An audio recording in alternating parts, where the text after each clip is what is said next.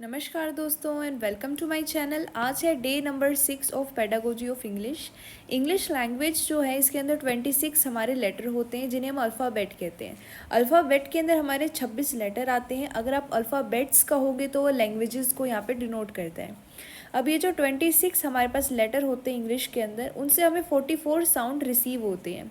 इनके ज़रिए हम 44 साउंड बना सकते हैं, जिसमें से हमारे पास हमें पता है ये जो 26 लेटर हैं, 5 हमारे पास वोवल होते हैं और 21 कॉन्सोनेंट होते हैं।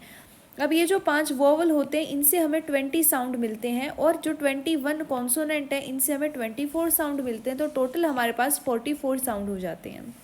अब इन्हीं से हमारे पास कुछ और टर्म्स बनती हैं, जैसे कि सबसे पहले एंटोनियम्स। ये क्या होते हैं? अपोजिट वर्ड होते हैं, जैसे डे नाइट, ठीक है। टॉल शॉर्ट, ये क्या है? एंटोनियम्स है। लेकिन सिनोनिम क्या होते हैं? सेम, यानी पर्यायवाची जिन्हें हम कहते हैं कि एक ही शब्द के लिए अनेक शब्द होना, उसे हम कहते हैं सिनोनिम्स। फिर डिप्थोंग क्या होते हैं? डिप्थोंग दो वॉवल का एक कॉम्बिनेशन होता है जो हमें एक सिंगल सिलेबल बना के देता है। फिर आते हैं आर्टिकुलेटर। आर्टिकुलेटर क्या होते हैं? वो सारे के सारे हमारे ऑर्गन जो हमारी हेल्प करते हैं स्पीच साउंड को प्रोड्यूस करने में। तो जितने भी वोकल ऑर्गन इसके अंदर इन्वॉल्व होते हैं उन्हें हम आर्टिकुलेटर कहते हैं। अगर आपने फोनीम पढ़ा है तो वहाँ पे आपको बहुत ही अच्छे से क्लियर होगा कि कौन कौन से वोकल ऑर्गन यहाँ पे इन्वॉल्व होते हैं। फिर आते हैं होमोग्राफ। होमोग्राफ क्या होते हैं? वो सारे वर्ड्स जिनकी स्पेलिंग सेम होती है लेकिन मीनिंग क्या होता है? डिफरेंट होता है। जैसे हमारे पास है लीड और एक है लीड। तो एक लीड का मतलब तो हमें पता ही है कि लीड करना, और दूसरा लीड क्या होता है जिसे आप लेड भी कह सकते हैं। ये क्या होता है? जो हमारी पेंसिल के आगे ग्रेफाइट की नोक होती है उसे हम कहते हैं लेड। और लीड क्या होता है? सबको लीड करना, एक डायरेक्शन प्रोवाइड करना। फिर हमारे पास होमोफोन होते हैं। जैसे मैंने आपको बताया कि फोनोलॉजी हमारा साउंड से रिलेटेड होता है, तो होमोफोन क्या होता है? होमो का मीन सेम होता है, फोन मतलब साउंड। तो इसमें होता है क्या है कि हमारे पास वर्ड होते हैं ऐसे जिनकी स्पेलिंग तो सेम होती है, मीनिंग डिफरेंट होता है, और प्रोनाउंसिएशन क्या होता है? सेम होता है, ठीक है। उसे हम कहते हैं होमोफोन।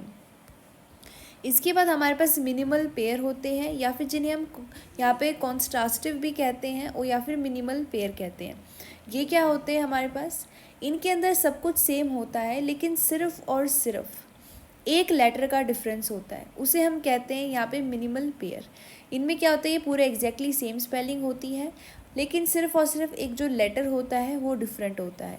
इनकी जो प्रोनाउंसिएशन होती है वो हमारी डिफरेंट होती है, और इसका यूज़ हम कर सकते हैं प्रोनाउंसिएशन को टीच करने में। अगर बच्चों को प्रोनाउंसिएशन सिखानी है तो यहाँ पे हम क्या कर सकते हैं? यूज़ कर सकते हैं मिनिमल पेयर का, ताकि हमारा जो टीचिंग लर्निंग प्रोसेस है वो बहुत ही ज़्यादा इफ़ेक्टिव हो सके। जैसे अगर आप देखते हो तो कैट और कैप। अभी यहाँ पे लास्ट वाला जो हमारे पास लेटर है, ऊपर टी है और नीचे पी है, तो यही डिफरेंस है, बाकी क्या है? सेम है। तो इससे बच्चों को प्रोनाउंसिएशन सिखाई जा सकती है कि CAT कैट, CAP कैप। इससे टीचिंग लर्निंग प्रोसेस बहुत ही ज़्यादा इंटरेस्टिंग और इफेक्टिव होता है, और बच्चों को जो छोटे छोटे डिफरेंसेस होते हैं प्रोनाउंसिएशन में उनका पता चलता है। फिर हमारे पास होते हैं लेक्सिकल या फिर कंटेंट वर्ड्स। ये क्या होते हैं? ऐसे वर्ड्स होते हैं जिनका खुद का मीनिंग होता है, वो मीनिंगफुल होते हैं। ओके। इसके बाद हमारे पास बात करते हैं वोकेबलरी की। ये जो हमारी वोकैब होती है ये अकॉर्डिंग टू एज हमारी बदलती रहती है। अगर हम देखें तो जो चाइल्डहुड पीरियड होता है हमारी लाइफ स्पैन का, उसमें बच्चा लैंग्वेज को सबसे ज़्यादा एक्वायर करता है। तो यहाँ पे कुछ एज लिखी हुई है, उसके कॉरस्पॉन्ड में उस समय बच्चे की वोकेबलरी कितनी होती है, कितनी सीमित होती है, वो बताया हुआ है। जब बच्चा 1 साल का होता है वो सिर्फ 3 वर्ड बोल पाता है। जब 2 साल का होता है तो लगभग 272 वर्ड्स जो है बोलने लग जाता है। फिर जब 3 साल का होता है तो लगभग 900 से ज़्यादा वर्ड बोलता है। जब 4 का होता है तो 1600 प्लस वर्ड बोलता है। और जब 5 साल का हो जाता है बच्चा, लगभग वो 2000 से ज़्यादा वर्ड सीख जाता है। तो इसी के आधार पर जो नॉम चॉम्स्की हैं, एक साइकोलॉजिस्ट रहे हैं, इन्होंने बताया कि हमारे दिमाग के अंदर ये इमेजिनरी उनका डिवाइस उन्होंने कंस्ट्रक्ट किया। इनका मानना था कि हमारे ब्रेन में एक LED डिवाइस होता है जिसका फुल फॉर्म है लैंग्वेज एक्विजिशन डिवाइस।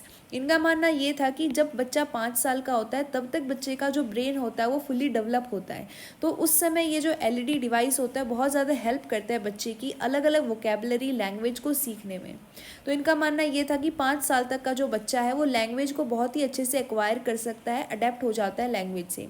तो 5 साल का बच्चा लैंग्वेज को और वोकेबलरी को बहुत ही अच्छे से एक्वायर करता है। तो हम यहाँ से ये भी देख सकते हैं, अगर कोई छोटा बच्चा है, मान लो उसके पेरेंट्स की ट्रांसफ़र हो जाती है, तो वो ऐसी एरिया में चला जाता है जहाँ सब कुछ उसके लिए नया है। लेकिन जब वो आसपास अपने फ्रेंड्स को ऑब्जर्व करेगा, वो कोई दूसरी लैंग्वेज बोल रहे हैं, अगर बच्चा लगभग 5 साल तक का है तो वो उस लैंग्वेज को बहुत ही जल्दी पकड़ता है। लेकिन जो अडल्ट होते हैं उन्हें थोड़ी प्रॉब्लम होती है, क्योंकि वो इतने सालों से कुछ और ही एक्वायर कर चुके हैं, तो उनके लिए मुश्किल होता है कि नई चीज़ को एक्वायर करना। तो इनका कहना ये है नोम चॉम्स्की का, जैसे जैसे 5 साल से बड़ा होता है इंसान, वैसे वैसे उसका एलईडी डिवाइस कमज़ोर होने लगता है। इसीलिए जो छोटा बच्चा है वो ज़्यादा जल्दी एक्वायर करता है चीज़ों को, उसे जल्दी याद होता है।